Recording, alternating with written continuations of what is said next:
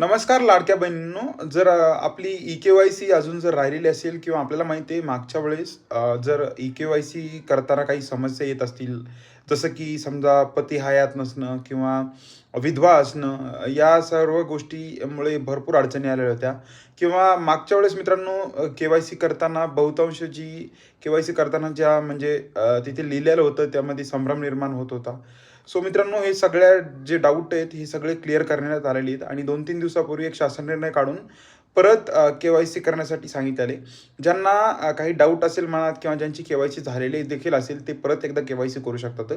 आणि मित्रांनो, आता जे ऑप्शन आहेत ते थोडे सोपे करण्यात आलेले आहेत आणि ज्या बहिणींना म्हणजे ज्या विधवा आहेत किंवा ज्यांना पती हयात नाहीत किंवा ज्यांना वडील नाहीत, त्या सगळ्यांसाठी ऑप्शन्स देण्यात आलेले आहेत आणि ई-के-वाय-सी आणखीन सोपी करण्यात आलेली आहे. सो आपण जर ई-के-वाय-सी केलेली नसेल, तर अजूनही मुदत आहे. आपली ई-के-वाय-सी नक्की करून घ्या आणि आपल्या चॅनलला कृपया सबस्क्राईब करा, या व्हिडिओला लाईक करा. धन्यवाद.